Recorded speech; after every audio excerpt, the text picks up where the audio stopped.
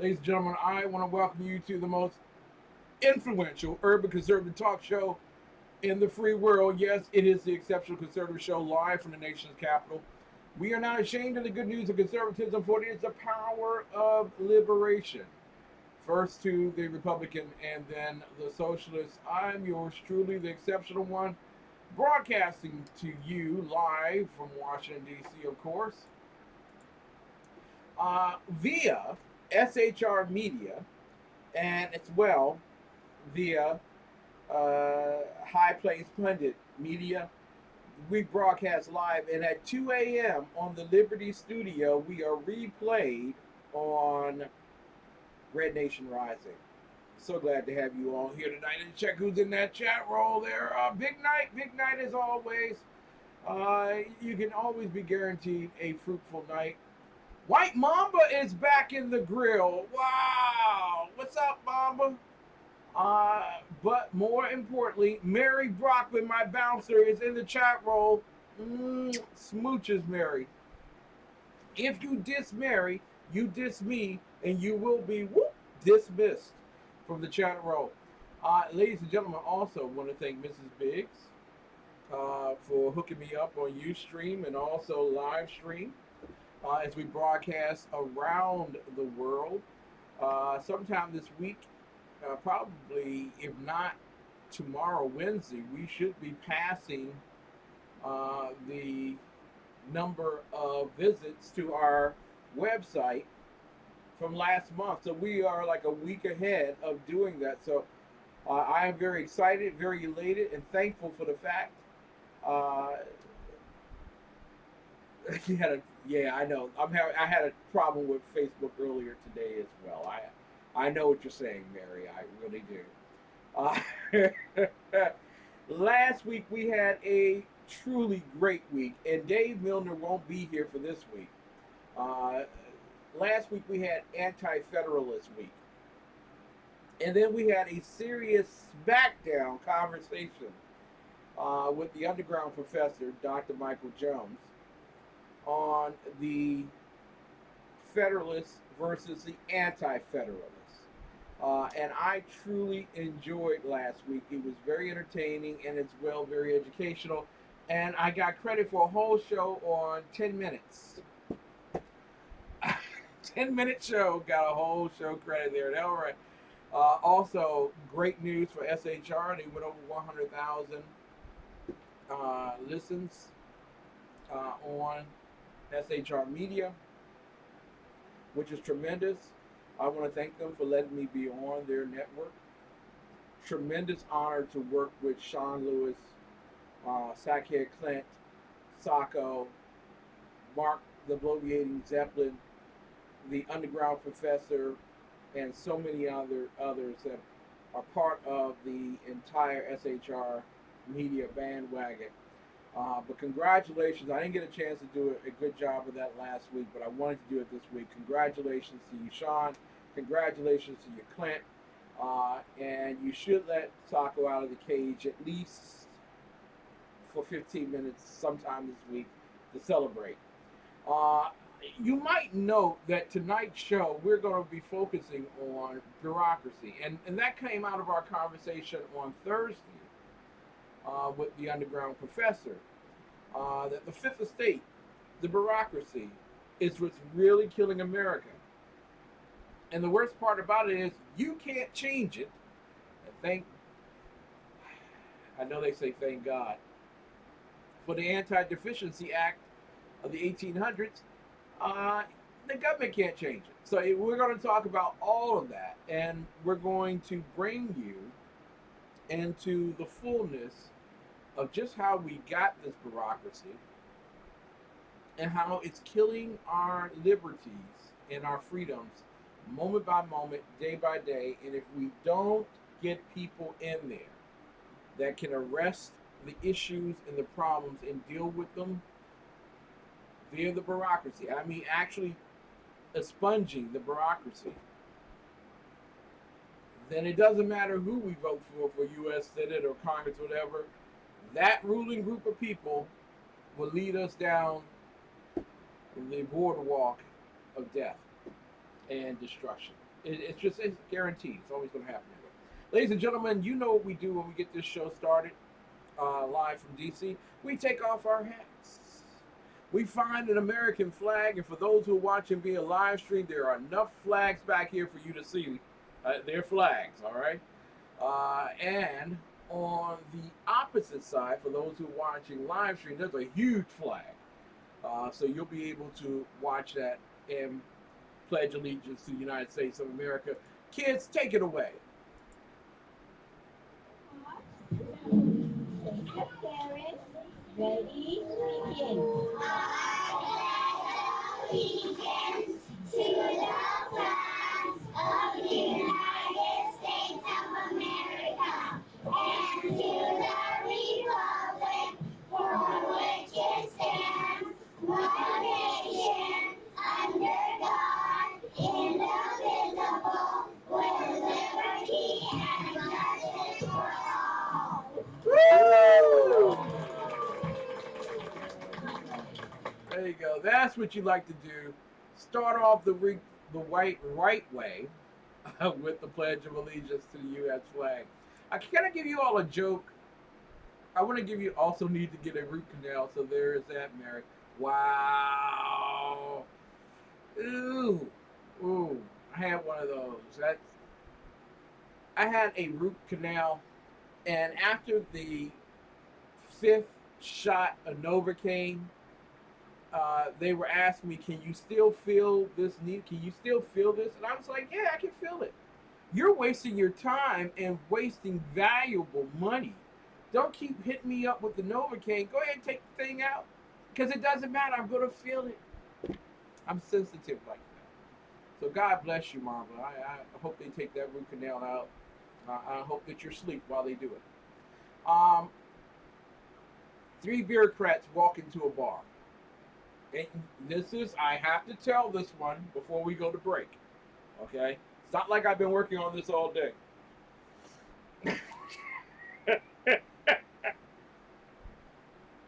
A colleague from a relatively uncorrupt Asian country kindly sends this anecdote.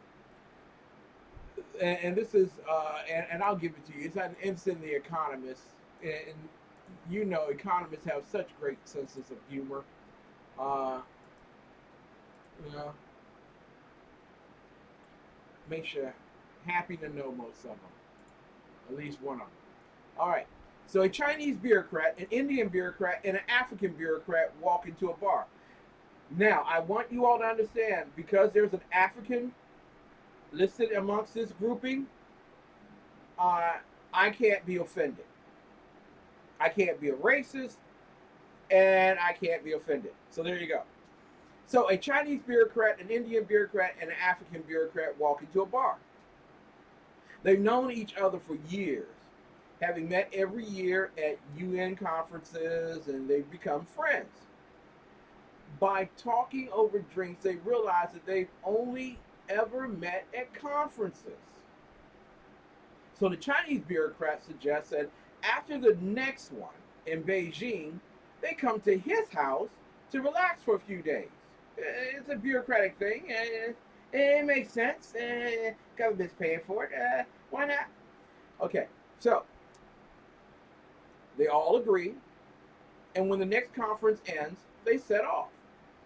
They get a plane at Beijing's airport, fly to a provincial city, speed off down a pristine 6-lane highway to a large house in the suburbs. "This is really nice house," the African bureaucrat says. "How did you afford it on your government salary?" "Well, did you see that new highway we drove on? I just took some money from the project and spent it on the house." Ah. The other bureaucrats nod, obviously impressed. For the next few days, the 3 men have a wonderful time and agree to meet again after the next summit. This time at the Indian bureaucrat's house. A year goes by, the conference ends, and they set off. They fly from the airport in Delhi to a little provincial town. Then they jolt down a long, potholed road filled indeed with potholes until they get to a large mansion.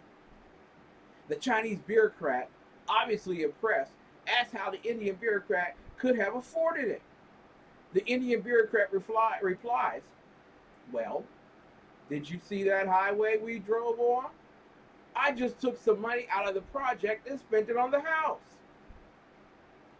A year later, they're in Africa, and they all agree to head to the African bureaucrat's house. They go to the airport and fly to a smaller airport in the middle of the jungle.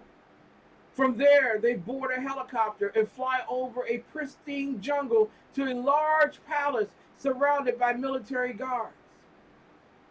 They look out over trees as far as the eye can see.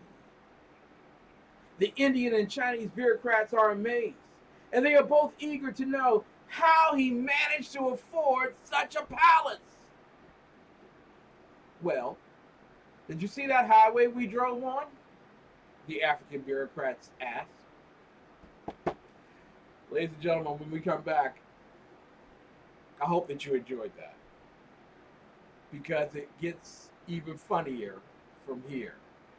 This week, we're focusing on the bureaucracy, the greatest peril of American governance and prosperity, patronized by politicians, ruled by bureaucrats. We'll be right back with more of the best in urban conservative talk right after these messages from people who support us in our endeavor of spending time sharing the good news.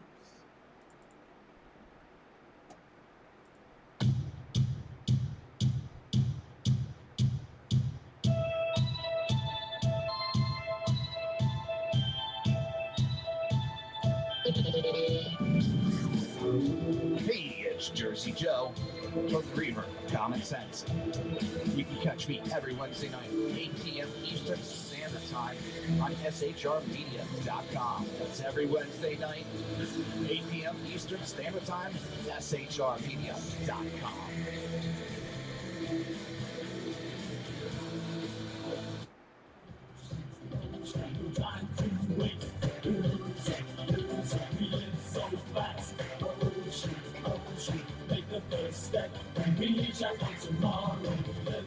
Time for an unpleasant blind guy, conservative bite. When celebrities talk, though this shouldn't be the case, people listen, and they act on their words. Recently, Quentin Tarantino appeared on MSNBC to answer allegations of bias against law enforcement officers, which arose from the following statement that Mr. Tarantino made at a recent anti-police rally. What am I doing here? I'm doing here because I'm a human being with a conscience, and when I see murder, I cannot stand by, and I have to call the murdered, and I have to call the murderers, the murderers. The MSNBC interviewer played the following from Congressman Ted Poe of Texas. He referred to peace officers as murderers. His hateful rhetoric called for violence against law enforcement. I have to call a murderer a murderer, and I have to call a murder a murder, adding that he is on the side of the ones who confront and are confronted by police. His comments encourage mischief and crimes against peace officers. For the haters to justify lawlessness in response to perceived lawless acts by the police is idiotic. You have a response to the congressman? Well, that's not what I said. But that is what you implied, Mr. Tarantino.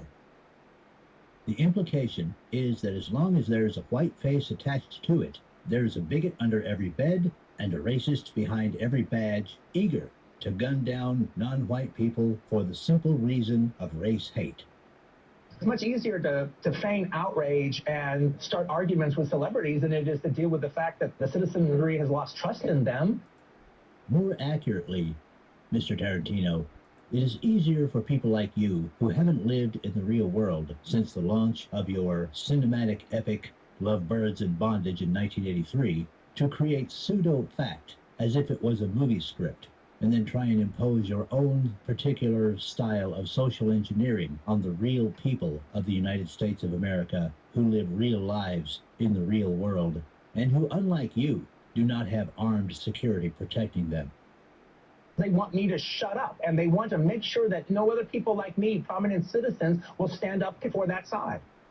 This last statement, Mr. Tarantino, tells everyone anything they need to know about your character. You consider yourself a prominent citizen. Well, being one who is not unsympathetic and understanding that you haven't lived like the rest of us since Ronald Reagan was in the White House and Donna Summer was working hard for the money, allow me to correct you. This is the United States of America.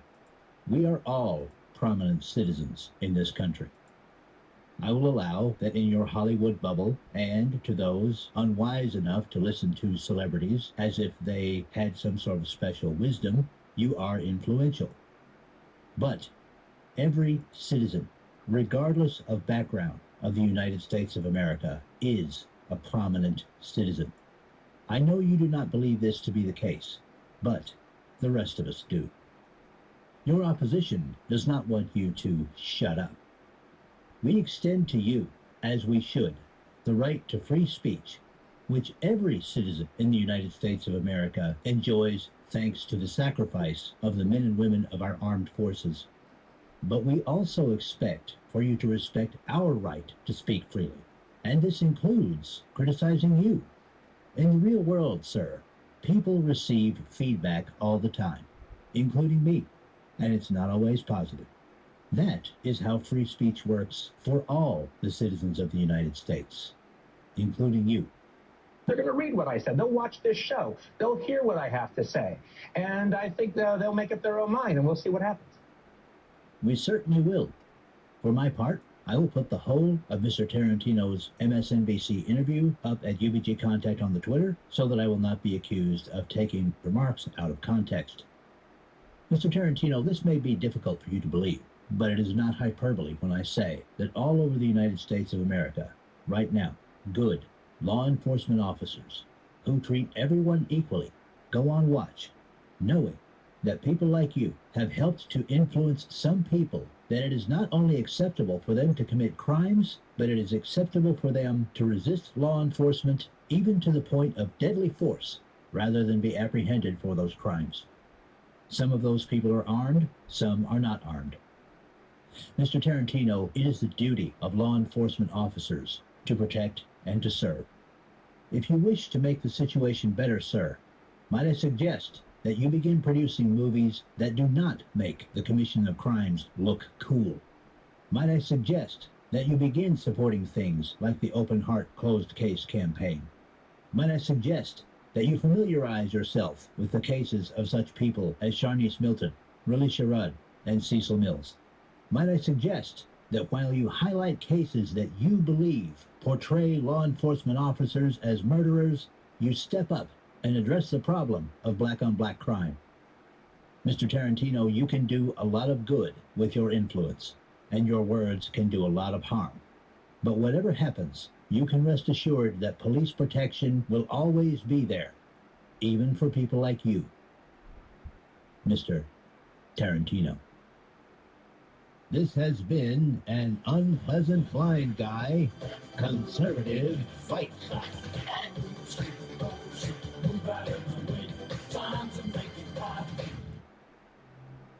In a world controlled by corrupt politicians, You got a business. You didn't build that. a team of ordinary men emerge from the ashes to give voice to the voiceless and hope to the hopeless. Sackhead Sean, Dude, I'm not saying Catholics. Sackhead Clint, All good friends of ours usually show up drunk.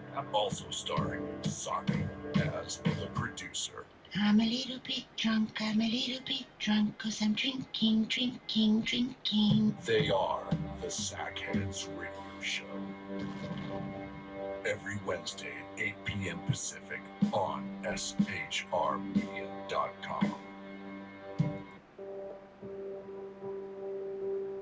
From day's first light till night's last glimmer, your satisfaction is our responsibility. On the range or in the field of duty, you can rely on Brownell's lifetime guaranteed gun parts, tools, and supplies. Anytime, any place. That's how we've done business since 1939. Brownell's. From coast to coast, there is one bank focused on building a better future. One bank with programs you can trust to help boost your economic picture. One United Bank. With rates better than the national average, no hidden fees, and even cashback debit cards, you will feel the boost in your budget. One United Bank, the premier bank for urban communities in Boston, Miami, and Los Angeles. Visit us at oneunited.com or call 877-1UNITED today. Member FDIC.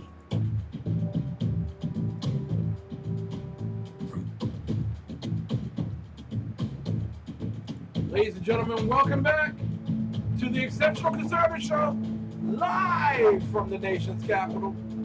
Oh yeah, oh yeah. Feeling good, feeling good, feeling good. All right. I love that. It's industrial cinematic, done by Kevin MacLeod on Incompetech. Go to incompetech.com. Great music. Want to add it to your podcast or whatever. Ladies and gentlemen, our bureaucracy is killing us. I know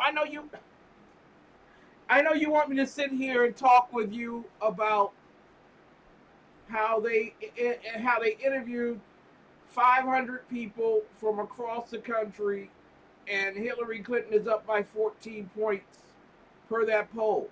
I know that's what you want me to do tonight. I know you want me to focus on the fact that Donald Trump did a virtual political pick kind of event down in Louisiana. And if you listen to, I believe her name is Emu Green or something. I just know her as Emu. She appears on Fox News, and she's a commentator. She's from the Democrat side, and they don't have a problem finding too many Democrats to show up on Fox News. Emu, and I know her name is Emu because it rhymes with that whale from the movie Shamu. So that's how I memorized her name. Please, honey, don't get offended. Peaches, whatever you do not come out of the office and tell me not to make jokes like that. But okay, she's a big woman. I mean, she really is. So, Emu, Shamu, doesn't matter. She's a Democrat. Well, anyway, you want me to focus on the fact that Donald Trump is moderating his immigration policy. Maybe not picking up every immigrant, just every other. I'm not going to talk about that tonight. We got a whole election season coming up next week. Election season doesn't really start until after Labor Day. Once you did your primary thing, that was about it, all right? We'll know what you got in terms of gunpowder from there. We can talk about those things, but I don't want to talk about polls because polls don't make a difference in the summertime. They don't. You know when polls make a difference? The day after the election, so that you can see all the idiots who messed up. And Emu or Shamu or whatever who talk about whatever, Donald Trump moderating his immigration policy. And listen, I don't think he gave us actual size of the wall that he was going to build. But whether it's 20 feet or 2 feet, it doesn't matter to me. It doesn't matter to me. What matters to me is those who should not be here are gone, and those that should be here are honored and work the process through to become U.S. citizens. But I'm not going to talk about that because that's not what's killing us. What's killing us is that we have 1 million or more bureaucrats living the high life in Washington, D.C. and other places around the country, usurping your sovereign will parching your soul with red tape and robbing you of the mere pennies that remain after taxes are taken from your payroll.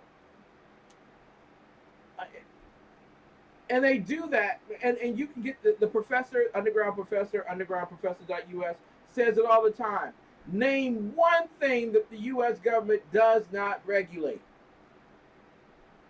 They regulate water. They regulate fire. Did you know when the mayor came to my house, she spent a lot of time looking at our fireplace?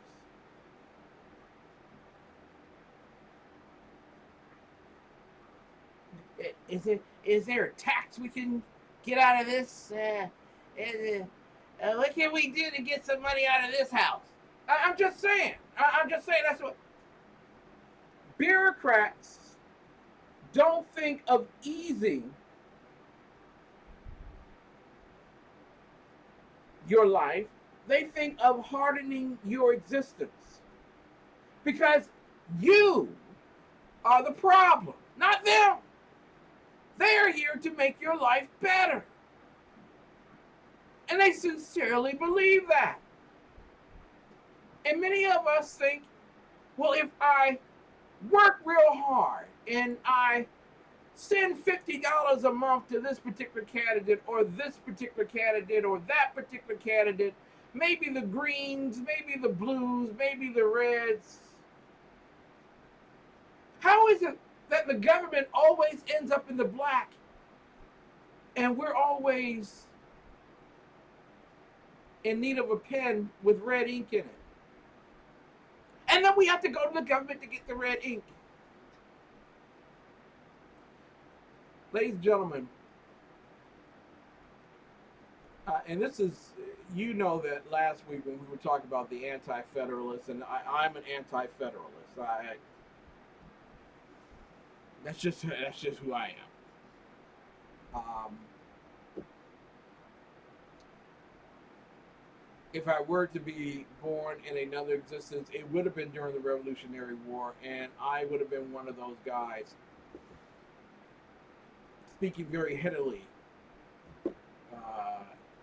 in opposition to the Constitution, because I don't believe that the Constitution actually limited the government. I think it opened up the doors for tyranny. Ambitious men do what they can, not to serve, but to rule. Because maybe somewhere in their existence, their mama slapped them the wrong way, or their daddy made them go get the beer and open it for them and take the first drink. You know, maybe something cruel and harsh happened to them in their existence that they feel the only way that I can pass this aptitude test is to become a government employee. A friend of mine made this stark and I believe intensely dark comment about an individual who was being treated to lunch on their government job to celebrate their 20th anniversary as a GS5. Let that marinate. Let that sink in. 20 years as a GS5. Not a GS5 being promoted to GS7 or maybe the GS12 or 14 through education or what. For 20 years. Shamu. SeaWorld. I am telling you, I'm going to get in so much trouble with my wife because I'm not supposed to be making comments about Democrat women. I'm supposed to be nice. I am supposed to be nice. Especially this week with Dave Milner not being in the chat room. He's on vacay. I'm supposed to be the nice one this week. Shamu. Oh my God. Is her name Green? Emu Green? Somebody looked that up. I think it is emu green, which can be, easily misunderstood if you were in maybe a foreign country and you said emu and somebody said shamu. I can get that. They think about the whale that went over the rocks. I'm just saying, made that jump. Hey, there is nothing in the world that bureaucrats won't tax to death, won't regulate to death, or won't legislate through federal or local register.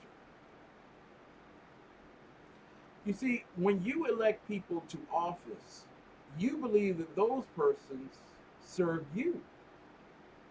When actually, their intent is to go to Washington to rule over those that you can't elect, to put the fear in those individuals.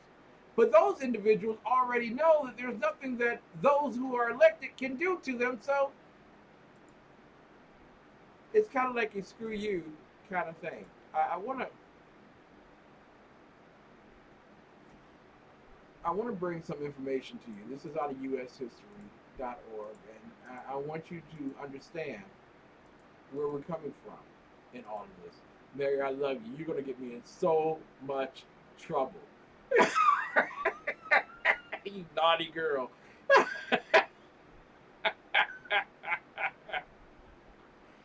Her name is Emu, right? It's something like Emu. Anyway, always shows up on Fox, always has a dissenting negative opinion, And this is something I will talk about with Mark, the Bloviating with Zeppelin, in the next hour. I will talk about the fact that Trump is reaching out to African Americans, and African Americans are appalled since Republicans are not supposed to reach out to them, and when they do, it's offensive. Right? Okay, so we'll talk about that. But literally, the original bureaucracy for the United States of America was composed of only 3 departments. They were the State Department, because you had to do diplomacy. And our major factions during that time period, nation states that we had to deal with that were economic or military powerhouses. They were Russia. Yeah, Russia's been around a little bit longer than us. Russia. They were Germany, Britain, France, Spain. And Mexico and Canada were really composites of other nations at that time period. But that in a nutshell, those were the majors.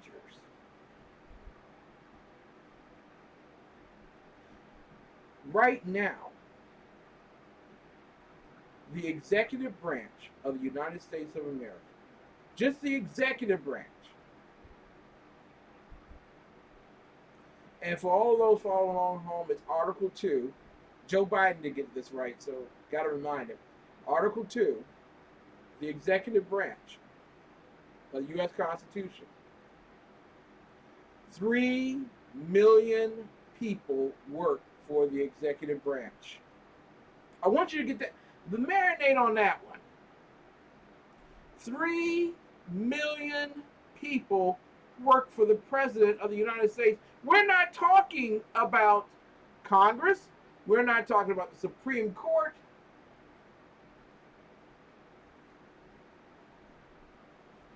Where did all this start? Well, it goes back to our founding father, George Washington, the father of all founding fathers. George Washington promised to hire only people as shall be the best qualified. But this is what happens in political circles, part of the ruling class. And some of you who are listening tonight on my side of the aisle accuse the other side of the aisle of doing this stuff, but we do it too. And we need to stop, because we don't get the best qualified person. What we do is, like George Washington did, who was leaning towards the Federalists, he adhered to the recommendations of Andrew Not Andrew. Was it Andrew Hamilton? I thought it was Andrew Hamilton. I could be wrong. Could be wrong. But he would lean towards Hamilton and Madison and others in terms of recommendations, Benjamin Franklin, in terms of recommendations of patronage. And in fact, by the end of his second term, he had not filled up his cabinet and his staffing, executive staffing, with the best qualified, although that term will be used in political speak for all of those who are following along at home, it's to make you feel like they're doing you a favor. When all, like George Washington,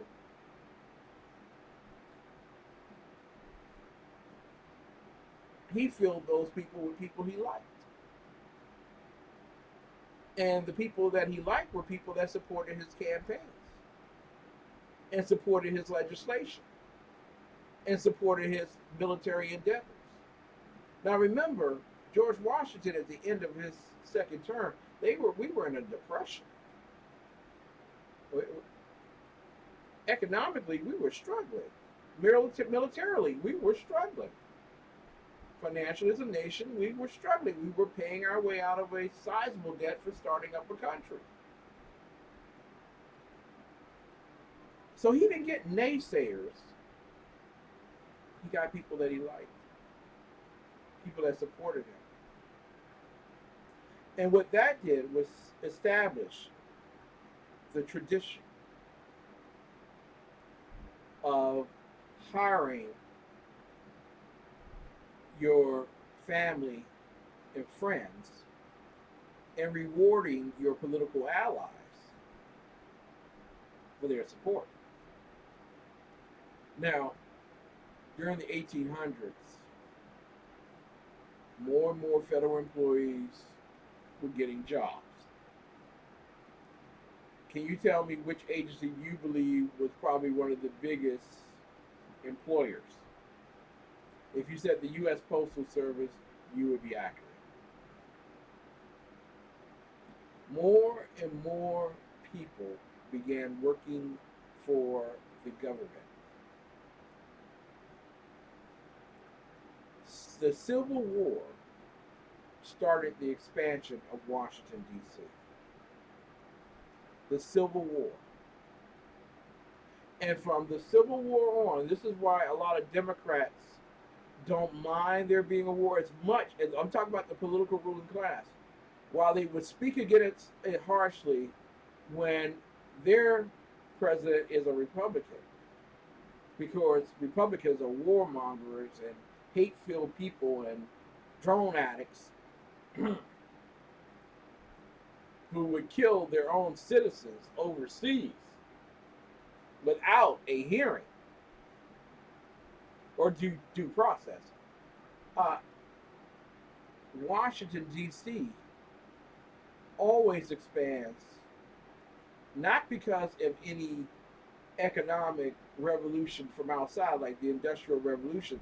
No, we expand because your tax dollars come here. When you succeed, the District of Columbia succeeds. Washington, ruling class, succeeds. So why not leave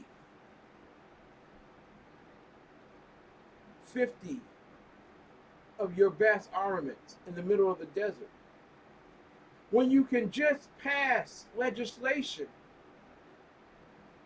through an omnibus bill, which will give you the right by contract to fulfill an order of 3 times that amount, because you lost 50, you need 50 more that are upgraded, and you need to plan for the future, so you need 50 more of those, which are upgrades on the upgrade.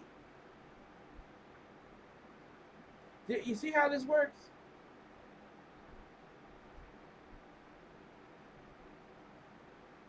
The more your tax dollars come here, the more you feed the beast. And who manages your volunteer tax support? It's bureaucrats. Do you think your congressman is going to spend time off the golf course raising money to write down all of the regulations that go with? No. Your congressman is going to leave it to the executive office, and the executive office will leave it because he's got to raise money or she's got to raise money. We haven't had a she yet, but someday there will be a Republican female president. She's got to raise money. And of course, there's always a flood somewhere that you have to avoid by playing golf at Myrtle Beach or maybe the Hamptons, you know. So who's going to manage? It's not going to be the people that you elect because they don't want that responsibility. They don't want to have to live under the regulations that they would have to write. They don't want to spend their day arguing over regulations as much as they spend time arguing over legislation that makes no good. So what do? They pass an omnibus bill likened unto Obamacare, and we'll talk about that. And they leave it sparse enough for it to be filled in as you go and as you need by direction of the executive, but to promote you as someone who was so far-sighted that you decided that we don't take a public option here, single payer, but the government's got to act. So what's to stop your bureaucrat from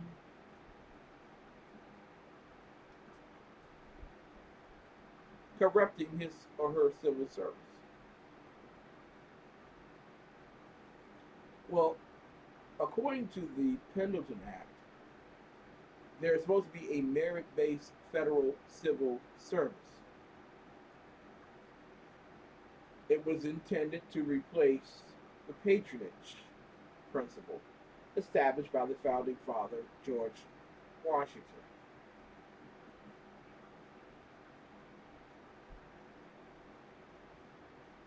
To 90% of those who are part of the civil service take an exam to be a part of the merit system. And we think that is absolutely wonderful and great, isn't it? No, it isn't. Because at first there was only 10% taking it. But Ken, shouldn't you be excited by the fact that they all have to pass an exam? Who makes up the exam? It's kind of like when a senator is nominated to be a Supreme Court justice. Who in the U.S. Senate will say no to a U.S. senator seeking the highest office in the judiciary? Not a one of them, because they wouldn't want them to do it to them. So what you're doing is you're letting the wolves make an exam for the wolf cubs.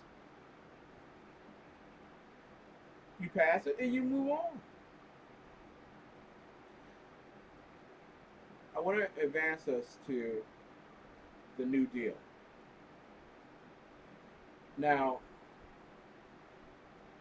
the total number of employees before,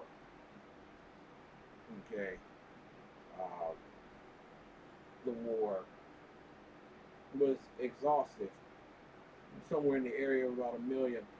But somehow, this particular president, Franklin Delano Roosevelt, was able to treble the number of bureaucrats in office. Unelected legislators, executives, and judiciary. Because they're able to review law and actually propose it. They're able to enforce it, and they're also able to adjudicate what is a reasonable understanding and interpretation of a regulation. So, by the New Deal, Franklin Delano Roosevelt has knocked up the federal government. He's gotten the federal government pregnant. By the time he finishes, there are almost 3.5 million federal employees.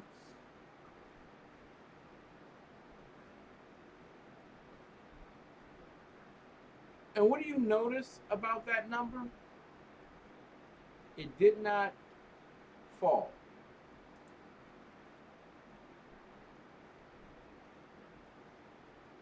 We now have a State Department, a Treasury Department, a Defense Department, a Justice Department, an Interior Department, an Agriculture Department, a Commerce Department, a Labor Department, a Transportation Department, Housing and Urban Development Department.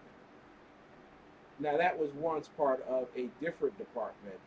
It was singled out after the civil rights legislation was passed, okay? Just to let you all know that this has not been around since our founding fathers. Health and Human Services has not been around since our founding fathers. The Energy Department is a relatively new dog and pony show during the Nixon administration. The Department of Education, that was during the Carter administration. Veterans Affairs and Homeland Security. Homeland Security during the Bush administration.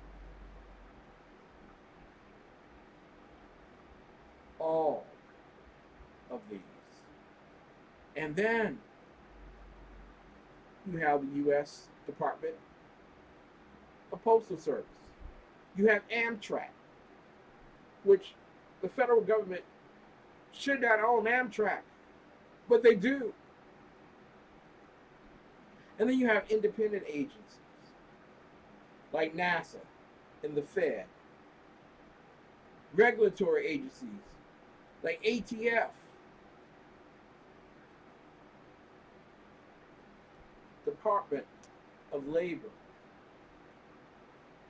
which through regulations can force employers to jump through hoops that end up in people becoming unemployed.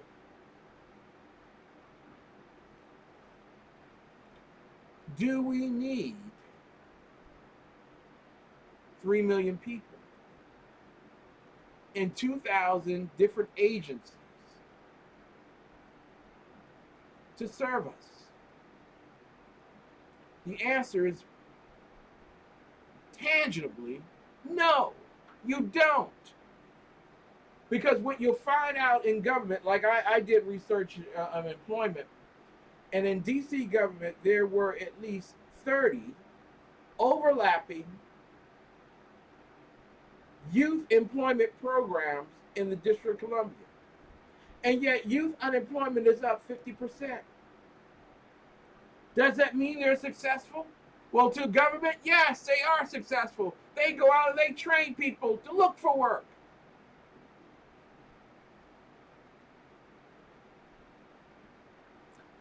My father trained me to look for work one summer.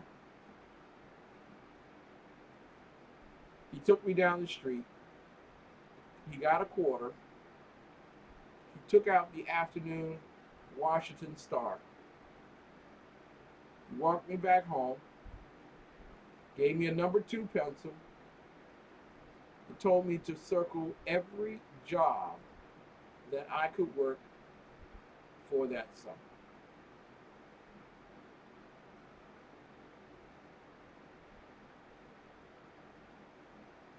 Prepare a letter and send it to them and tell them that you want to work for them. Now, I was only 13 at the time, so I don't think many of the major companies responded to but my father trained me on how to look for a job. I didn't need a government program. I didn't need the Department of Commerce to talk with the Department of Labor, to talk with the U.S. Chamber of Commerce, to make the Muslims feel good by sending money to NASA that would be later used as a means of greasing the wheels so that we would get hostages out of Iran. You know what I'm saying? We didn't need to go through all that. My father made it crystal clear. Either you're going to find a job or you're going to start a business. And we sold lemonade that summer.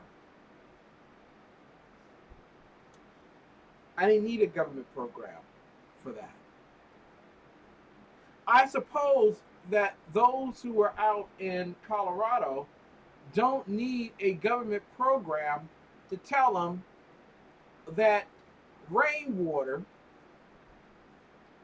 needs to be conserved, but not at the expense of a snail darter.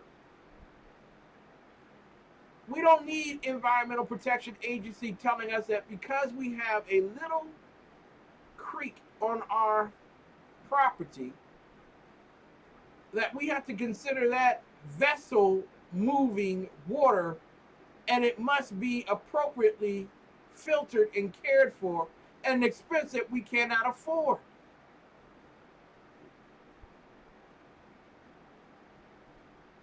Bureaucrats have destroyed our country.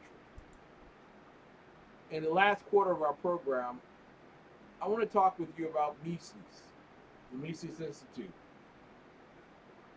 and how there's 7 rules for bureaucracy.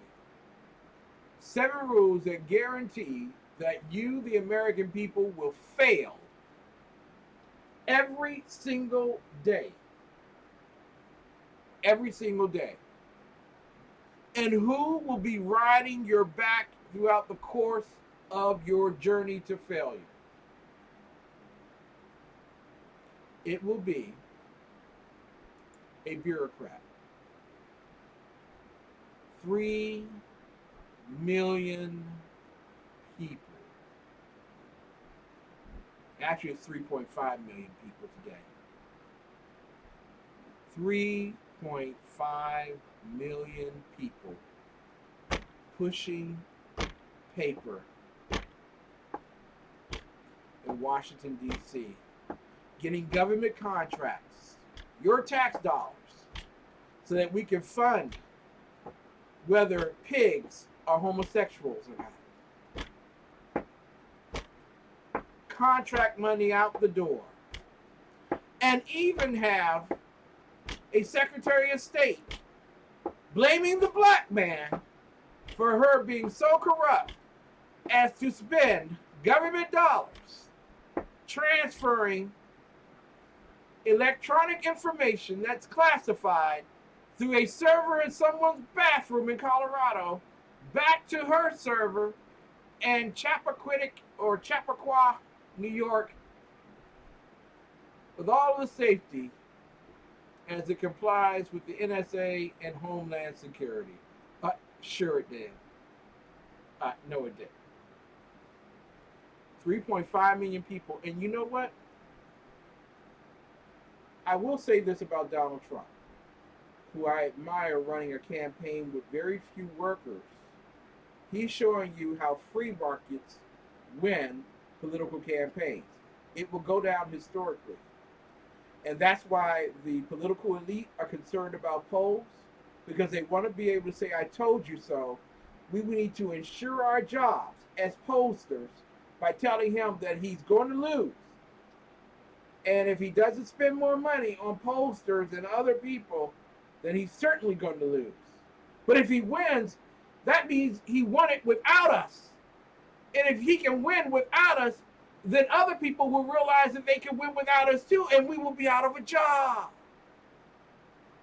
And maybe we will have to get a paper pushing job in government. what's that GS5 thing? I can do 30 years. Ladies and gentlemen, fourth quarter tonight, we talk about Obamacare. We talk about Hillary Rodham Clinton and how we allow corrupt bureaucrats like Hillary Rodham Clinton to destroy our nation and our reputation around the world. And then cast them in the flag by the media to protect them from their ills, ailments, and all other. Coming up, Mark Zeppelin joins us. We'll be right back with more of the best in urban conservative talk. Thank you for listening to the Exceptional Conservative Show live from the nation's capital. You're listening to us on Red Nation Rising, 2 p.m. Liberty Studio Radio. You're 2 a.m. Forgive me. You're also listening to us on High Plains Pundit Media, Sackheads Radio. Hi, my name is Christopher Arnold. I'm the executive chef of Infused Restaurant, and today I'm gonna walk you through some of the meals that we prepare here.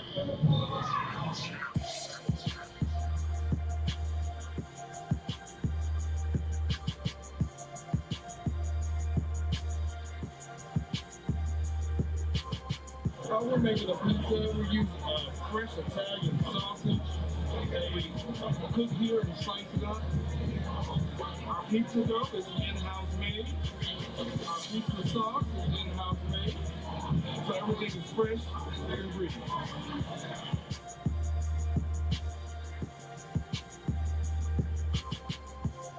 This is our Thai curry chicken. The sauce is made with coconut milk and the Thai red curry. It is juicy chicken thighs as well as some mixed vegetables, served with jasmine rice and pita bread. So now we're going to prepare our famous blackened tilapia and grits, our fish and grits on the menu.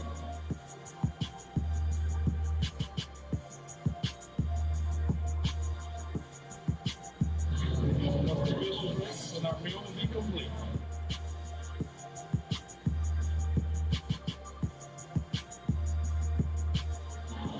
Let me tell you about our infused beef burger.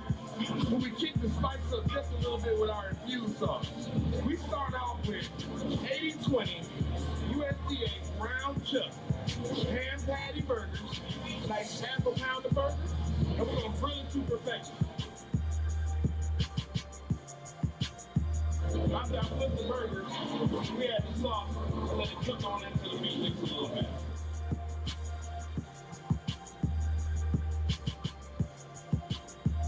We're going to add a little bit of pepper jack cheese to this burger to spice it up a bit.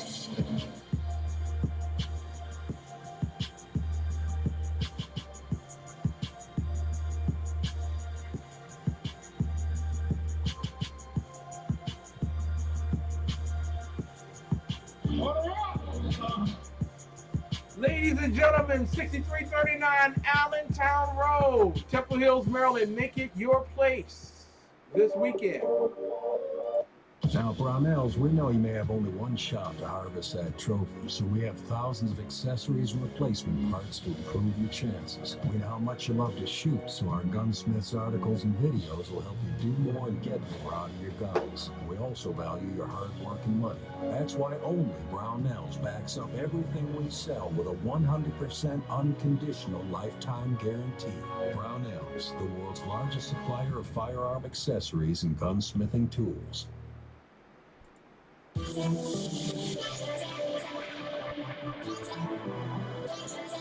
everybody, it's Kristen. I'm here to review women's spirits made by dogs.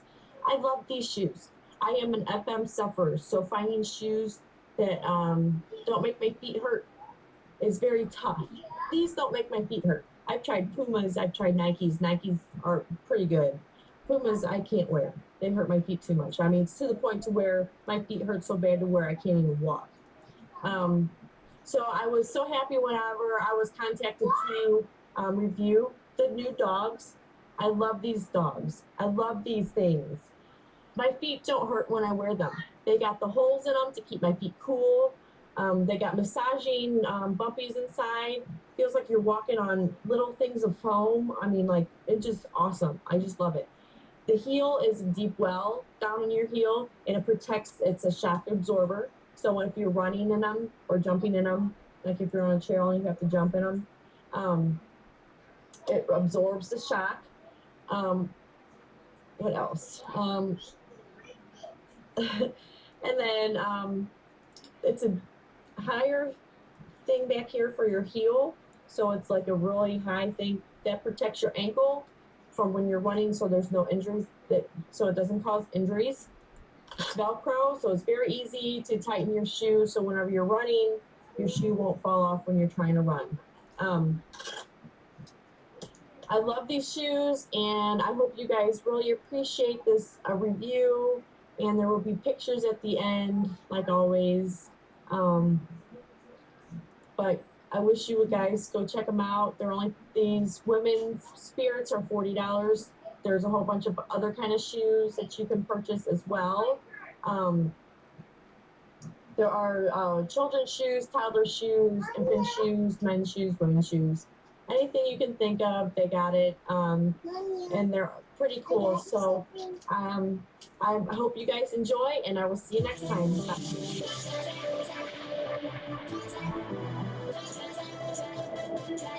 Ladies and gentlemen, there is a sale on those dogs. It's no longer 50% off. It is now 60% off those dogs. So go to Mrs. Big's Mall while you're listening to us tonight. You can get your dogs 60% off. You know I'm going to be flying out to the store and getting them very soon.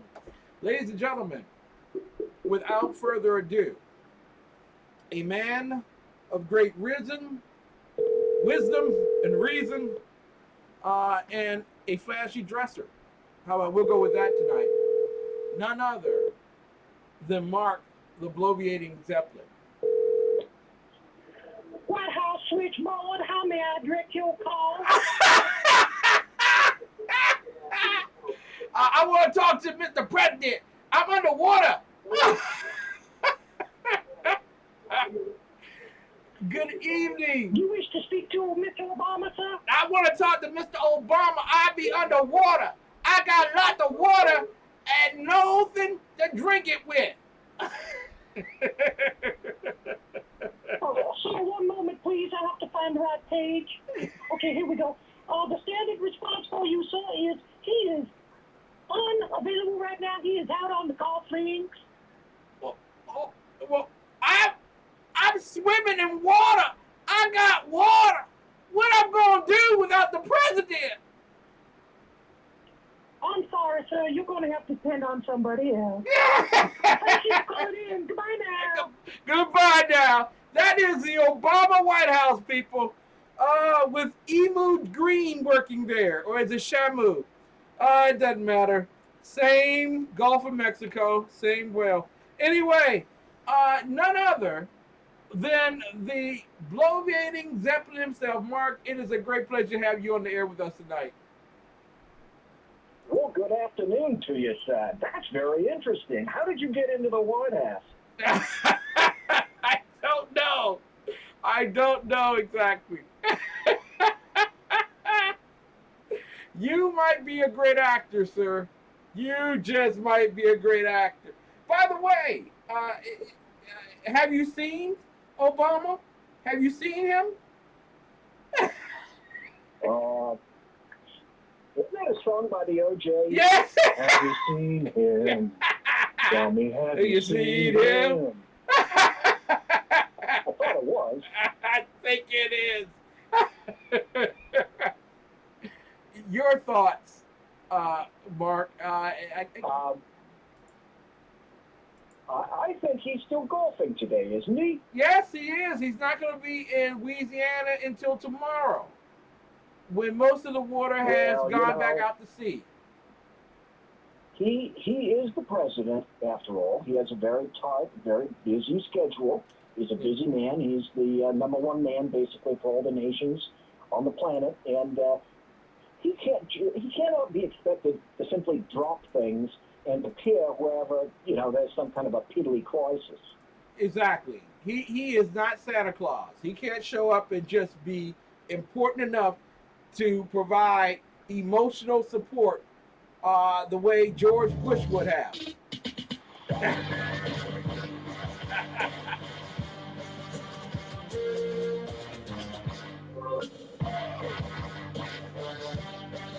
That is Bloviating Zeppelin's music. It is? I wasn't aware of that. Yes, you are! You're kicking it, man! You're kicking it!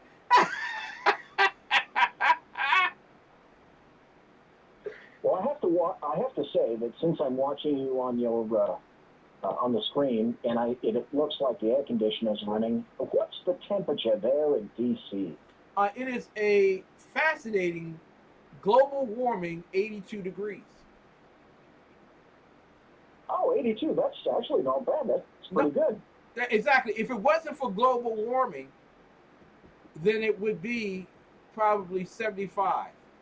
But global warming made it 82. You know, when they do the newscast now, the weathercast, they no longer tell you what the exact temperature is. They tell you what it feels like. Oh. Or they say, ask a leftist wherever you are, and he or she will tell you what degree they want it to be wherever you are.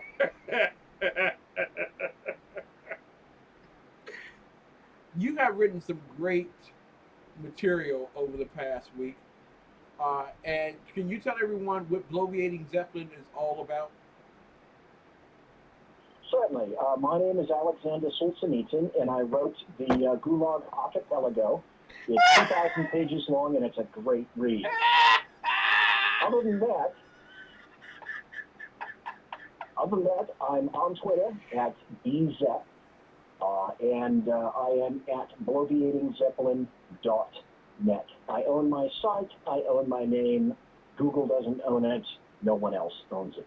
But who knows how long it's going to be up? You know, the FCC is going to give up ICANN here very soon, so the United States will not be in charge of the internet anymore or setting domain names, etc. So that'll be interesting to see where we go. It'll be interesting to see if China, Russia, or any other large state like that decides to take the entire internet down when we are not the decision makers in chief anymore. And I think that's about a month or less when that occurs. So, woohoo! Courtesy of Barack Obama. Way to go, sir. Way to go. Was that passed by Congress or was that part of TPP? You know, I think that came out of an agreement. I think that was a treaty. I don't think that really had anything to do with Congress. I could be mistaken. Yeah, I believe it is all. But I think that was a treaty that we signed. Yeah, exactly. I agree with you wholeheartedly.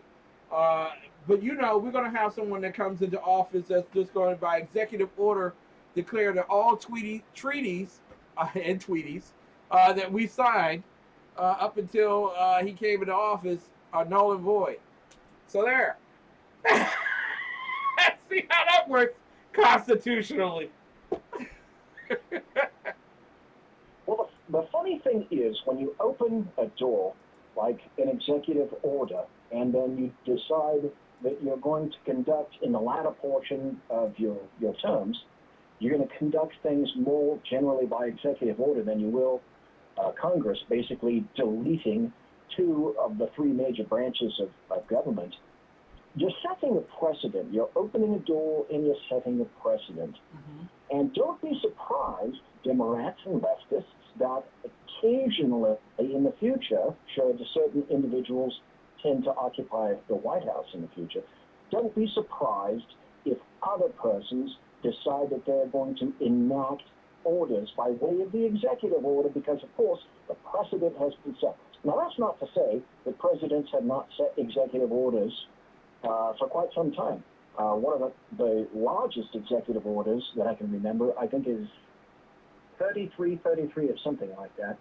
I don't remember the exact number now, but that was set by President Ford regarding assassinations, saying that the United States will not be involved in assassinations.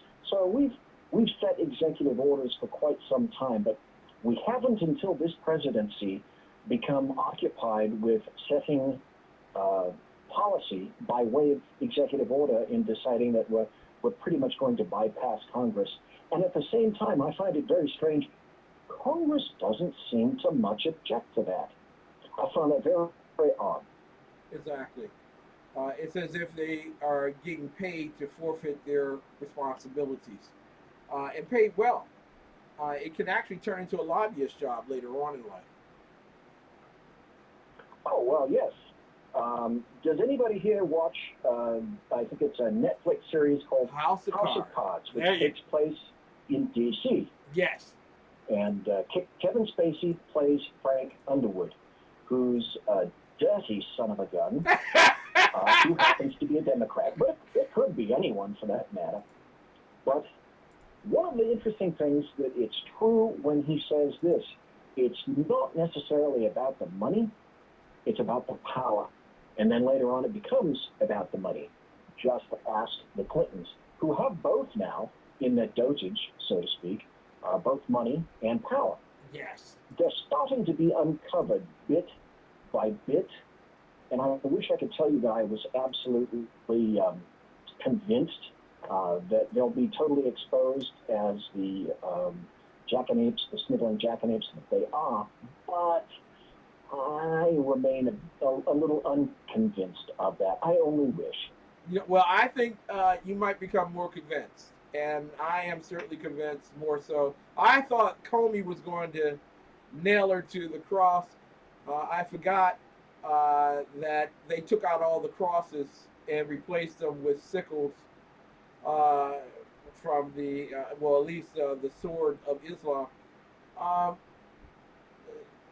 This time around, the smoke and the fire is being delivered by Judicial Watch. And let me just read to you real quick Judicial Watch's press release from earlier today.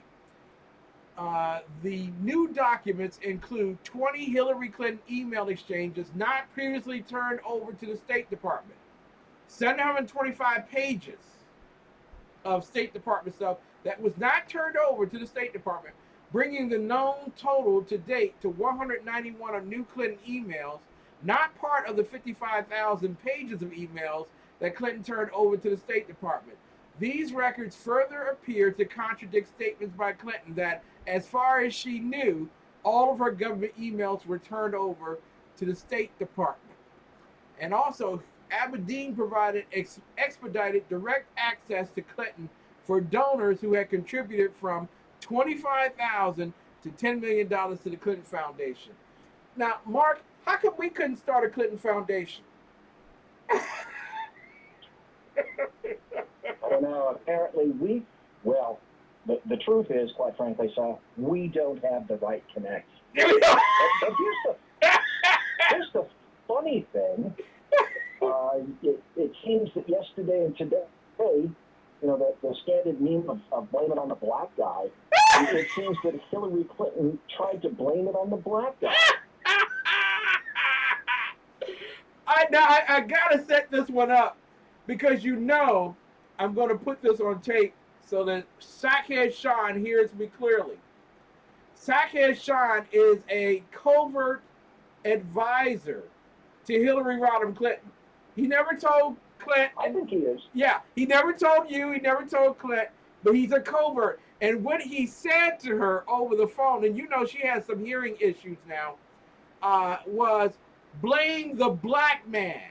So she blamed the black man that she could get closest to first. Sean meant me. But apparently... Well, I think he meant you, but unfortunately Hillary didn't hear that part. Man, talk about someone throwing you quickly under the bus.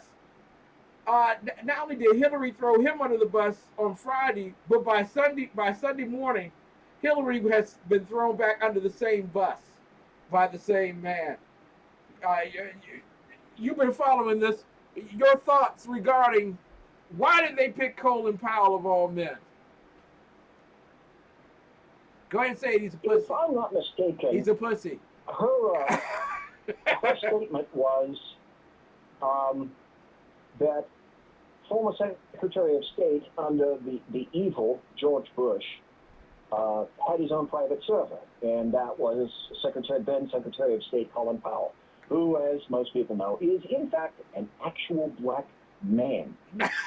Well, sorry, but he did not have his own private server. And then she said, number two, she said, well, not only does he have his own private server, but Colin Powell, who is a black man, told me to do that. So she said he had his own server, no problem. And yes, Miss Hillary. A black man. Yes, Miss Hillary. What you need to do, Miss Hillary, is get yourself a server. Get yourself a server and put it in the bathroom, and that way you run all your stuff to it. Oh, apparently you were privy to that conversation. Outstanding. I didn't know that you taped it. That's excellent. No wonder we listened to it. Thank you, Colin Powell. Great work, sir. Oh, and I was thinking, and forgive me, everyone, but I was thinking this weekend of driving Miss Daisy. That's all I was thinking about. Heard this. Throwing her. I love his quotes back to People magazine with regard to this thing over the past weekend. He said, quote, her people have been trying to pin it on me, which is absolutely accurate. And he says, the truth is, she was using her private email server for a year before I sent her a memo telling her what it is that I did. Well, he did use email, but he used it for non-governmental activities. He said, Clinton said on several occasions that she knows she made a mistake. She's absolutely incapable of accepting that responsibility and moving on. The fact is, Chris Cillizza, in his article in the Washington Post, says that no Secretary of State, up to and including Colin Powell, ever handled that email setup like Clinton. And that's just a fact. That's absolute fact. Absolutely. And yet true. she decides that she's going to deflect again and blame it on Colin Powell. Where do you pull up this shite? This is absolutely astounding. Who is advising her on this stuff? It's befuddling. You know, that's that crazy old cat woman who just gets up and starts yelling out the door at you to get out of her yard, leave the football there. I think that was one of those moments this weekend for her. Mary Brockman says, guns don't kill people, testifying against Hillary does. Well, I would have to say that there's a lot more accuracy in that than Mary or you and I may care to admit, actually. So how much longer before we actually go to the funeral of Colin Powell? I don't know. I'd give it a couple of weeks, maybe. On a serious note, because I read your writing on a great drummer, and you are a tremendous writer. You really are. And I like. Thank you kindly, sir. I greatly appreciate it. I like the way you put the illustrations in there for me because I'm a Afro-American colored Negro black man who can't read. And that was the recommendation of Sackhead Sean, I bet, wasn't it? Well, that was one of the kind of things that he's actually said about you. Well, thank you.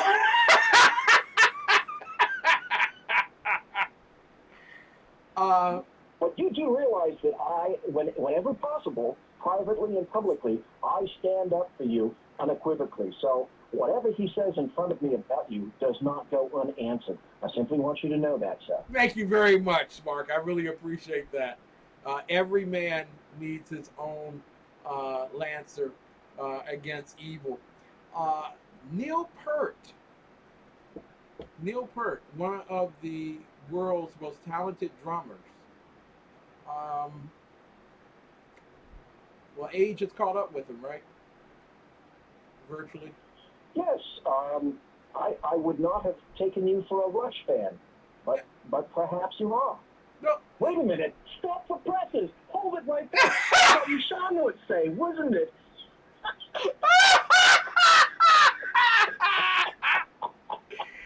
He didn't play for Motown. You just said that. He didn't play for Motown.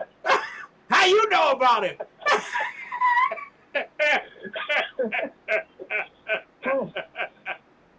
Oh Lord, I was channeling Sean there just for I a was moment, just- but I'm better now. I'm telling you I'm better. Ladies and gentlemen, you will be poorly influenced and induced to become a racist if you listen to Sackheads Radio on Wednesday nights at 11 p.m. Eastern Time, 8 p.m.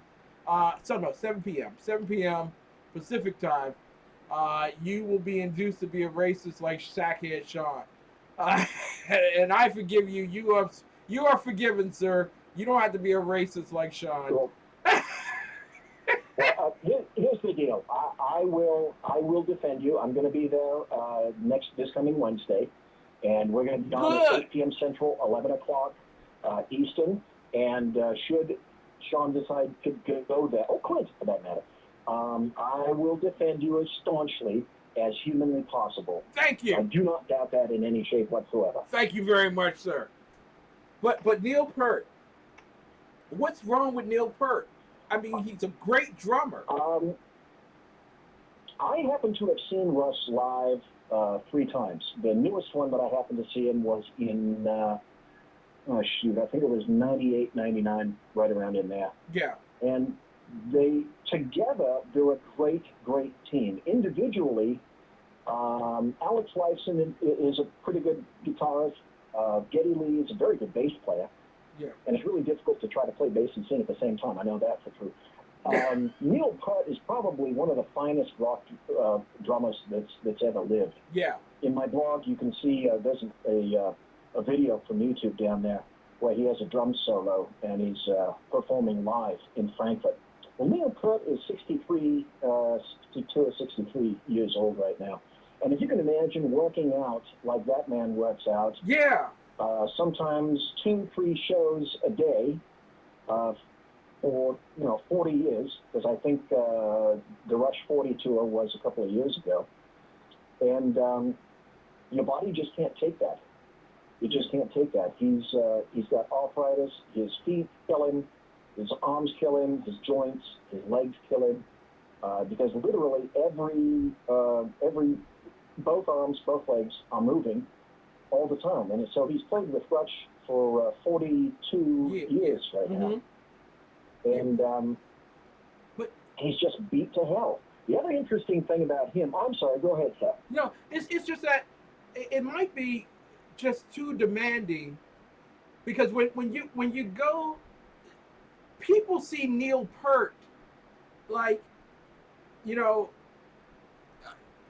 if you were going to look at rock and roll old, kind of like Elvis, you know what I'm saying?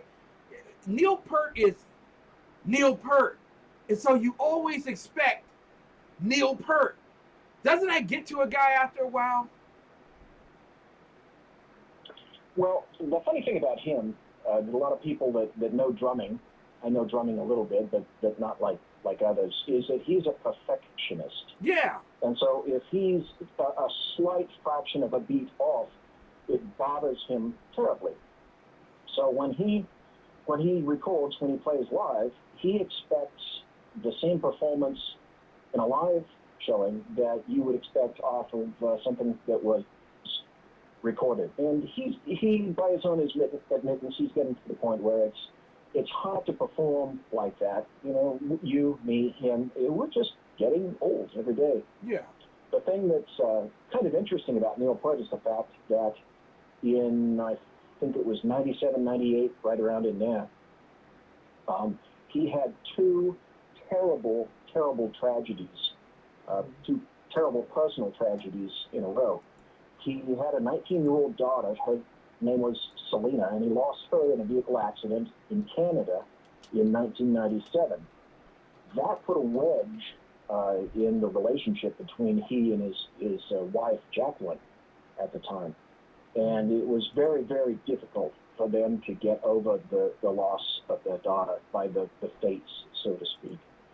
And after that, almost immediately after that, she began having her own set of personal medical issues. Well, it appeared that she contracted cancer, and the very next year, 1998, she passed away from cancer. So, what do? It doesn't matter if you're in a band. It doesn't matter if you file taxes for a living. It doesn't matter if you dig ditches. If you lose your daughter one year and then you lose your wife the next year, you're going to be terribly, terribly affected. So he took time off work. He got on he was lost. He was absolutely lost. So he went on a journey, and I read his book. He wrote a book about it. It's called Ghost Rider, Travels on the Healing Road. He had no idea what to do. He bought a BMW motorcycle, got on the motorcycle, and just packed it full of stuff and just rode. He didn't know where he was going. He didn't particularly know what he was doing. All he knew is that he had to do something to try to just, it's all too much. And I can certainly understand that. It was an incredible book. After that long, long journey, he got his life back together again. He remarried again and went on to play again with Rush. Yeah. But the Lord hands us things that he thinks that we can handle, and apparently at that time, and I think Neil Pert proved him true, it was a terrible, terrible series of losses, but he handled it, and he pulled through. And that's a remarkable thing. It happens to me, you, him, anybody, everybody. You don't know, A, if you're going to wake up next morning, and B, if you do, what's coming your way that particular day. And I just thank God for every day that I'm here. It's a blessing as far as I'm concerned. Yeah, it is. It is. And this is coming on the back. I know that not the same caliber of performer, but Brian Johnson from AC/DC, who lost his hearing completely and can't perform. Well, I don't. As the lead singer, you got to hear the notes, I guess. Unless you can feel the floor. You know what I'm saying? When you're looking at these rock stars, there is, and not just because a lot of people say it's the drugs, it's the alcohol, it's the sex. It's the performance that will kill you if you do it perfectly every single night. And if you don't take precautions for your health, it will slowly wear you out. Well, the interesting thing about AC/DC, which is an Australian band, but they happen they get produced out of Germany and are owned by a German corporation. It's very interesting. They had an issue with that drummer. They got a new drummer. He got into trouble with drugs. Yeah. They had another drummer that came back, and then they recently had a guitarist who was arrested for murder. Yeah, so yeah. They're not coming back. No, they're not. They're not but it's coming funny back. because I was in radio for many, many years. I have tinnitus like no one's business. Really? I have terrible tinnitus. And then because I was in radio and wore headphones literally for years and years, and then I used to go to rock concerts all the time in the 60s and the 70s and sometimes in the 80s. My hearing is terrible. And then, of course, I got to be made range master of my department where you hear nothing but gunfire all day long. Yeah. And so my hearing is crap. Yeah. And whatever it is that I hear with this constant loud hiss in my ears. So I'm lucky to hear anything at all. Oh, what did you say? Did you say something? I didn't say anything, Mark Knopfler.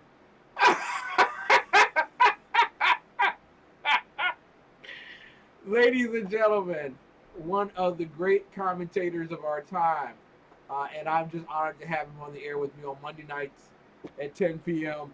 Mark the Bloviating Zeppelin. Can you tell everybody where they can read your material from and how badly influenced you are by Sackhead Sean? Well, like I say, I will defend you until my dying day when it comes to the Sackhead's radio show. Sackhead's radio show is going to be on this Wednesday at 11 p.m. Eastern and 8 p.m. On the Pacific. And Sean and Clint there are on Sackhead's radio, and I'm going to be there. this coming Wednesday. And then you can find my material at bloviatingzeppelin.net. And if you want to drop by, just say hello on Twitter. I'm at BZEP, B-Z-E-P. Thank you so kindly. Good evening, sir. God bless you. Take care. Have a wonderful evening. I'll see you back here next Monday night. Thank you kindly, Ken. God bless you, and you take care. Love to be on your show. Thank you, sir. All right. God bless. Listen, I am telling you, it is a great honor to have that man on. He is a tremendous mind and a great bookend, because on Thursday nights for New Day Black and Red, it's the other Santa Claus we have, Dr. Michael Jones, the underground professor. We'll be right back with more of the best in urban conservative talk right after these messages. And when we come back, it'll be the non-existent commercial half of our program. Have you heard the news? There's more to Prime than free 2-day shipping on shoes. There are tons of movies ready to stream. It's like living in a film lover's dream. More to Prime. More to Prime. I want to join. How much should I pay? You can sign up for a free trial today. So let's sing it one more time. There's more to Prime. From coast to coast, there is one bank focused on building a better future. One bank with programs you can trust to help boost your economic picture. One United Bank. With rates better than the national average, no hidden fees, and even cashback debit cards, you will feel the boost in your budget. One United Bank, the premier bank for urban communities in Boston, Miami, and Los Angeles. Visit us at oneunited.com or call 877-1UNITED today. Member FDIC. So what do you think about ebooks? Maybe you've never read an ebook before, but you're considering giving it a try. Or maybe you've been reluctant to try ebooks because you don't want to buy another expensive electronic device. Or maybe you already enjoy ebooks, but you haven't been able to find titles from your favorite Christian authors. Whatever your situation, ChristianBook.com has the solution. Your trusted source for print books for over 30 years now offers ebooks. Our always free CBD reader allows you to read on the devices you already own without spending money on a new device. Thousands of Christian ebooks at ChristianBook.com means you can shop with confidence and choose from the titles you want. Plus, we are adding new titles all the time. Browse our huge selection of low-priced Christian ebooks the same way you would printed books, only now you can go from shopping to reading in seconds. Simply select the ebook you wish to purchase, confirm your account information, and start reading. Free samples of every ebook are available, so you can preview the book first, before you buy it. Plus, there's no lengthy app downloads and updates. Accessing the CBD Reader is as easy as going to cbdreader.christianbook.com and bookmarking the page. The CBD Reader holds your ebooks and bookmarks for you, no matter what device you're on. So, you can take your entire ebook library wherever you go and pick up right where you left off. Our customizable options make it possible to read your ebooks in different font sizes and styles. Want a large print version? You've got it in seconds with a simple click of the mouse. Already own a dedicated e-reader? Download your ebooks to your computer from your ChristianBook.com account and transfer them to your device. Try ebooks at ChristianBook.com and start reading your favorite books in seconds. Easy, economical, everywhere you want to read. Welcome to ChristianBook.com ebooks.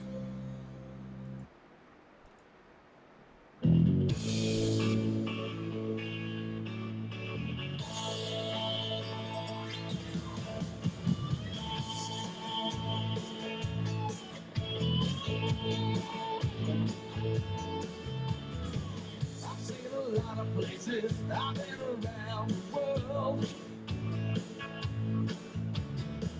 I've seen some pretty faces, been with some beautiful girls.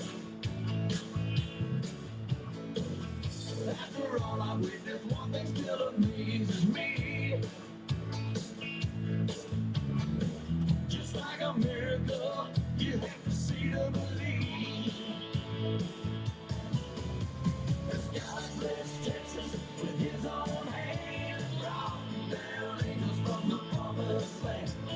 Gave them a place where they could dance. If you want to see heaven, brother, here's your chance. I've been sent to spread the message. Texas.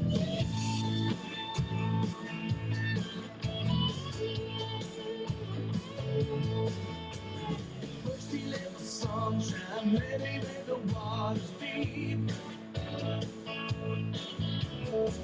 he gave us moonlight for all the world to see. Well, everybody knows that the Lord works in mysterious ways. He took a rest, then on the very next day, God bless Texas with his arm hand, brought down angels from the promised land. Gave them a place where they could dance. If you want to see heaven, brother, here's your chance. I've been sent to spread the message. God bless Texas. Yeah. Yeah. Ladies and gentlemen, it is so good to have you all back for the non-commercial half of our program. It's actually a quarter of our program. Little Texas, God bless Texas. Love that song, and I love Texas. I was treated so well when I visited during the convention. I hope to get back there soon. Yes, Judicial Watch has made it abundantly clear pay for play was in play at the State Department. And that's part of the corruption that comes when there is a lack of law enforcement or prosecution for political patronage reasons. And as well, when you have a bureaucracy that is completely out of control. There are a number, and I'm going to put this in the chat room tonight. I want to send a shout out to my bouncers, roomie this week, Rose. Rose, unlike Wednesday night, I want you to know I love you, and there won't be any electrical storm knocking us out as a result of me saying that. And I also have received the written authorization of Mary in order to say that I love you. So there you go. So we don't have to worry about lights out in Washington. But God bless you. So glad to have you here, Rose. Was it? Occasionally there's some distortion. She said he does not, and I said yes you do. You love everybody. Yes, I do. I do indeed love you. So Judicial Watch has that information out there. I want you to read over. I want you to prepare yourselves to talk with them. Because also there's a list of individuals who provided money for the opportunity of meeting with Hillary Rodham Clinton. And I'll just read from here. On Saturday, May 16, 2009, mobile communications executive and political activist Jill Iskol wrote to Clinton, please advise to whom I should forward Jacqueline Novogratz' request for a meeting with the Secretary of State. I know you know her, but honestly, she is so far ahead of the curve and brilliant, I believe she could be enormously helpful to your work. Clinton subsequently sent an email to Aberdeen saying, please print. Jill and husband Ken Iskol donated between $500,000 and $1 million to the Clinton Foundation. Clinton subsequently appointed Novogratz to the State Department's Foreign Affairs Policy Board. Pay for play, quid pro quo. Man, but I don't want you all, first of all, we know it's wrong. We know morally this is just wrong. Absolutely fraudulent. An abuse of power, a sycophantic, psychotic dream of putting position in place to ascertain the rewards of influence. We know that this is really a sick and twisted thing to do. But not that it excuses it. And when people make the but remark, They do it for the purposes of excusing the behavior based on the precedent that was spent on earlier individuals who've done it. But at the magnitude, Hillary Clinton has lied and boisterously done it. She's perjured herself, and without people asking. And then now the emails are coming out that there's pay for play. You have Gilbert Chagari, who, well, the Clinton Foundation donor Gilbert Chagari wanted to get in touch with the State Department's substance person on Lebanon. Ban noted that Chagari is key guy there at Lebanon and to us. Chagari has donated between $1 million and $5 million to the foundation, according to foundation documents. He also pledged $1 billion to the Clinton Global Initiative. I slide this letter over to you. You pick it up. You don't open it in my presence. We have an understanding. You hook me up. I hook you up. This is as street as it gets. And while people were laughing at the exceptional one and saying, "Oh, Ken, oh, you're just unbelievable. Oh, they didn't get her. There's no way they're going to prosecute her." Baby, it's making it, Hillary is making it difficult not to prosecute her. Kind of like the boy who skipped out of Texas and went down to Mexico with his mama on white privilege, you know, that kind of thing. And it was just obnoxious to the judge. It just infuriates you. People who don't want to prosecute you have to prosecute you now. And that's basically where the FBI is on this, and also the State Department, and also the judicial department, Department of Justice. They're in a situation now where all these facts, material evidence coming in from external persons, and this wouldn't have come through if Judicial Watch had not gone before a judge and said that the bureaucrat, Hillary Rodham Clinton, is corrupt and is obstructing justice. And we believe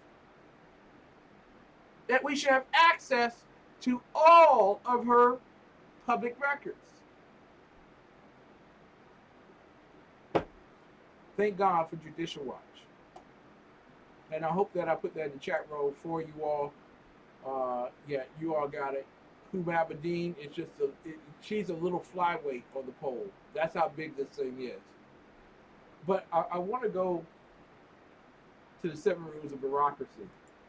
And tomorrow night we may have a guest on, so I will have to pick this up next week on bureaucracy, probably on Thursday night, close it out on Labor Day on bureaucracy. But I mentioned earlier that there were 3.5 million government workers under the executive. Well, actually today there are 11 million. But this is how you get to the 3 million part. You have 1.8 civil servants, 1.8 million civil servants. You have 0.9 postal workers and 1.4 military personnel. Okay. Now, that's where you get the approximately about 3 point. If you really want to get technical about it, it's 4 million people there, about 4 million workers. The other 7 million workers are government contractors and grantees.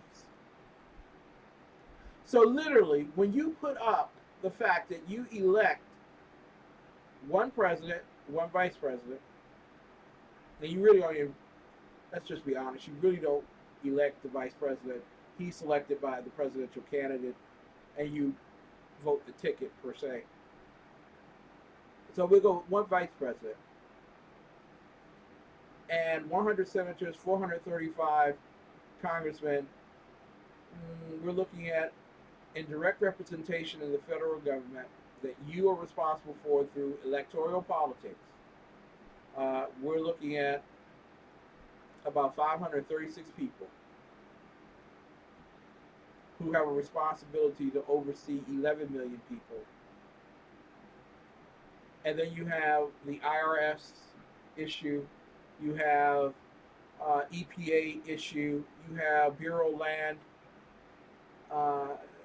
land assessment issue. But okay, Black Lives Matter, you all need to roll the tape on the gentleman who was shot by the FBI over a Bureau of Land issue where he actually had his hands up.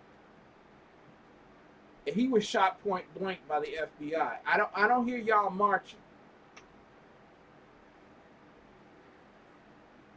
Oh, he's not black enough. Okay, I'm sorry.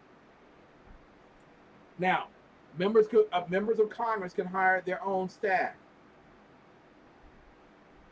The president can appoint 3,000 people directly himself. So I want you to understand, do you think the members of Congress are getting the best qualified, or are they getting people that may have paid $10,000 to sit down with them and play golf, or to speak for $500,000 at an event?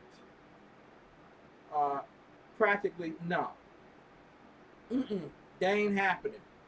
So, ladies and gentlemen, there is an act called the Anti-Deficiency Act, and it was passed in 1884. The reason why it was passed in 1884 is to allow the federal government to operate even when it has no money. Now, I want you to ask yourself, why do you believe a deficiency act was needed?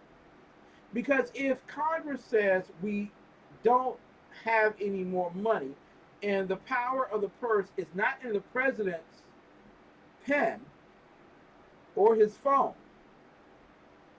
it's in the purse of the House of Representatives. And if the House of Representatives says we don't have any more money, and in fact we're not going to pass any more finance omnibus spending bills until such a thing happens,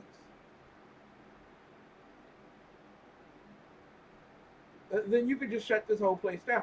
Why do you believe that a deficiency act was needed? Just 20 years after the Civil War. It was needed because Washington was becoming the most powerful city in the free world. Later on, you will actually have individuals who by fiat print trillions of dollars to sustain the bubble called the stock market, to cover the expenses of student loan debt, and to promise foreign governments support when, if they were to be brought up individually before the House and the Senate, would receive no support at all. It was to patronize the workers of the ruling class. You see, when Miss Mary is happy with her good government job, and she knows she has a security of health insurance, the security of vacation, the security of annual leave, And here's a real stickler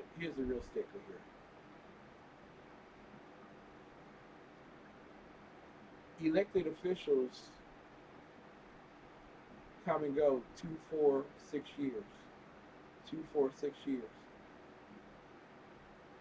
Do you know how hard it is to fire a government employee? It is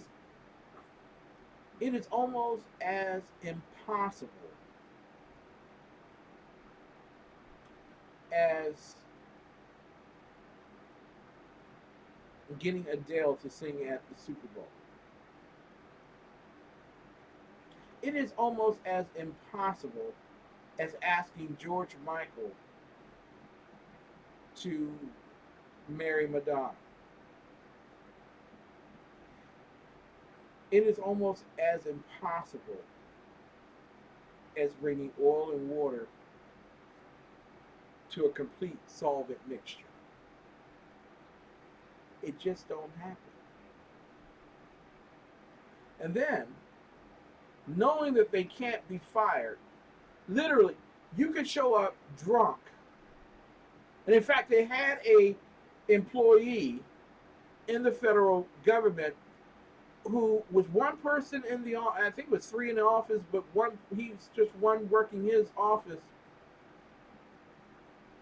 had made some vile, racist, cajoling statements that was so provocative that the FBI felt they had to investigate, and it took them almost 2 years to get him fired. It is hard to lose a government job. Why do you think Shamu Green says black people do have something to lose if Trump is elected? Because she's not talking about the unemployed black person who is undereducated thanks to the public school system and can't find sincere labor and is caught up in the welfare system. She's not talking about that black person. She's talking about the government employee, GS-14, GS-7, GS-12 with the car that they give you the ride around in. She's talking about that person. You see, that person is a Obama voter. That person is a Hillary voter. That person is a Kane voter. It doesn't matter what D you put up. You can put up any D. But as long as you have a D in office, you are guaranteed to keep your job. And where is all the news coming from? Washington, D.C., New York, L.A., Atlanta, Chicago, home to large contingencies of federal jobs. In fact, according to Jeffrey Tucker, you can become quite a dictator if you realize that you have a large contingency of people that will vote for you. Because the military only makes up 2 million of that 11 million. And we know that 75% of the military is virtually conservative. The other 25%, I don't know how y'all got in. But the rest of that 11 million, they're voting to keep their good government contract, their good government job. And they want to reward the person who keeps the government open even when it doesn't have any money. Ladies and gentlemen, when we come back on Monday night, we'll talk about bureaucracy since it's Labor Day. But I expressly want to talk with you on Tuesday and Wednesday night about some of the big political issues as we get ready for Labor Day. I want y'all to get up in people's faces, people, because it's that serious a thing. We better win this one. And it's going to require all hands on deck from Labor Day on. A friend of mine told me, Ken, always be brave. Don't die a coward. I promise you I always will. Remember always. Remember always. God has blessed America. It's time now for America to bless God. Good night and God bless. We will see you tomorrow night, 9-10 p.m. Eastern Standard Time for the best in urban conservative talk. Yes, the Exceptional Conservative Show, live from the nation's capital. We'll see you back there.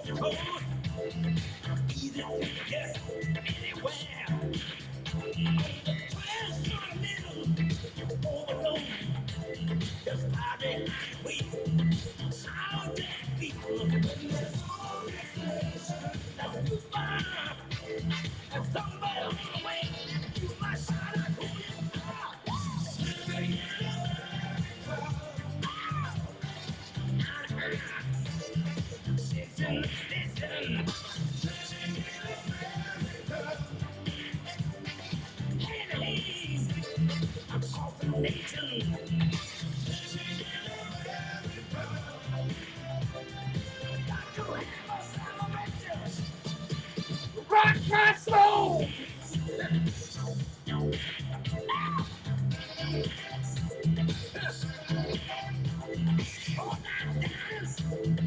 Keep you awake on back on that and a hard roll.